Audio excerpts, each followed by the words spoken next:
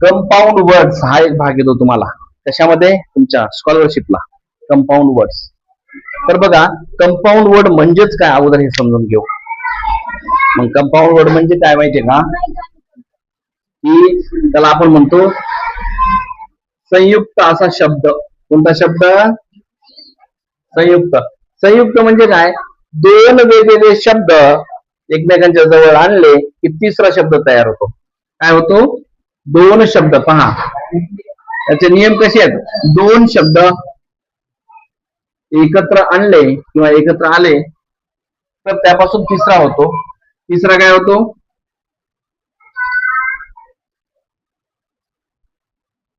तिसरा शब्द बनतो.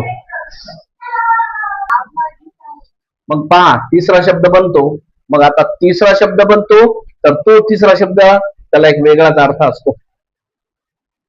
आता एक मी तुम्हाला सहज एक उदाहरण देतोय.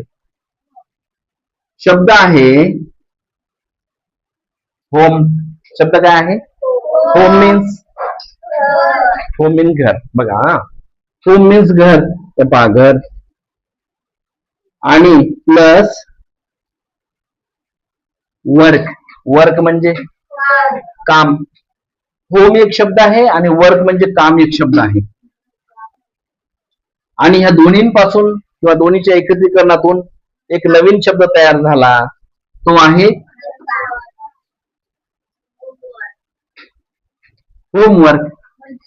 मग आपण म्हणतो घरचं कार्य म्हणजेच घरचा अभ्यास. होमवर्क. होमवर्क देतात ना टीचर देतात की नाही. मग हा घरचे कार्य. कोणते कार्य? अभ्यासाचे. शाळेत देतात म्हणून कोणतं कार्य? अभ्यासाचे. मग घरचा अभ्यास. घरचा अभ्यास. हा. तर अशा प्रकारे हे शब्द बनत असतात. त्याला म्हणायचं कंपाऊंड वर्ड्स. काय म्हणायचं? Compound word. हा.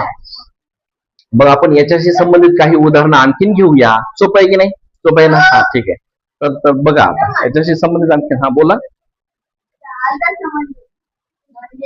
काय समजेल तुम्हाला याच्यातला? अच्छा नाही कळालं. बघा आता पुन्हा बघू. काय आहे वाचा बरं. युज्ड. दोन शब्दांचा उपयोग केला किंवा दोन शब्द जवळ आणले है ना. कसे आणले? Together. Two words used together. And form. Form म्हणजे तयार होणे है ना. फॉर्म काय होतो? Form new word. नवीन शब्द तयार होतो.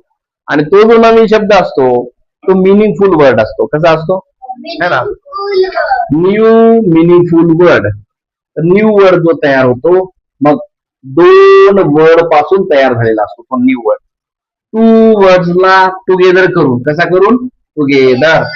टू शब्द टू वर्ड टुगेदर करून नवीन शब्द तयार होतो है ना. दो अलग अलग इंग्लिश के शब्दों को एकत्रित करके एक नया शब्द बनाया जाता है या फिर बनता है और वो भी मीनिंगफुल यानी कि अर्थपूर्ण बनता है. उसे कहते हैं कंपाउंड वर्ड. नया जो बनता है तीसरा वाला शब्द. देखो फिर उसके कुछ उदाहरण देखेंगे हम. फॉर एग्जाम्पल घेऊ. चला पहिलं एक्झाम्पल आहे जसं की पहा आताच दिलं होतं तेच घेऊया. HOME home plus WORK EED plus BACK.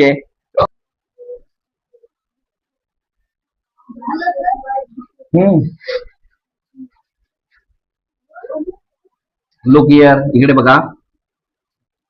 Home and work दोन इंग्लिशचे शब्द. Two words to make to use together. दोघांना एकत्रित वापरले जातं. And new word to make किंवा फॉर्म अ न्यू वर्ड. सांगा बरं न्यू वर्ड काय तयार होईल? Home work. Home work. याच्यापासून FEED field BACK back. Field back सांगायचं. Playground PLAYGROUND. प्लेग्राउंड. झाले का नाही तयार? आता मी तुम्हाला ओळखण्यासाठी आणखीन देणार आहोत उदाहरण. चला कंपाऊंड वर्ड मध्ये तुम्हाला काही 5च उदाहरणं दिलेले तेवढेच लक्षात घ्या. हा चॅप्टर इथे संपतो. बघा.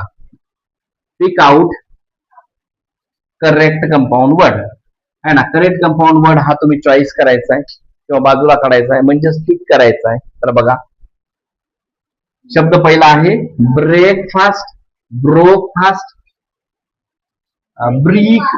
ब्रेकड फास्ट, सॉरी ब्रेकड फास्ट आणि ब्रेकफास्ट.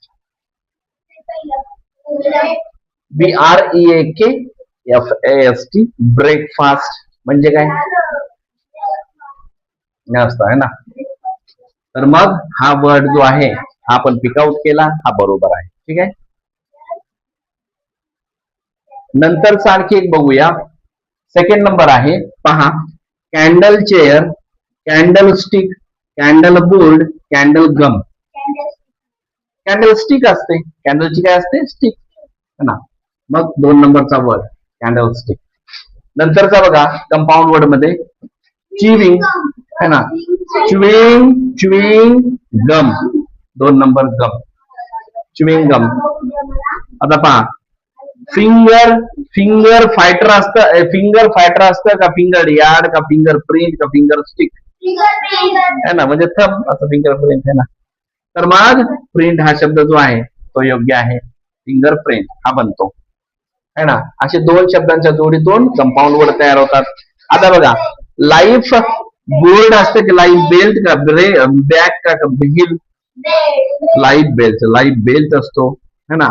म्हणजे अशा प्रकारे तुम्ही हे ओळखलेले आहेत. तुम्हाला हे फार छान जमतं आणि सोपं असल्यामुळे पटकन कळालेलं आहे, जास्त घ्यायची गरज नाही.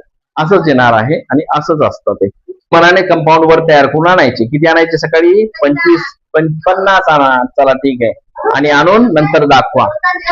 हा बरं होता तेवढ्या.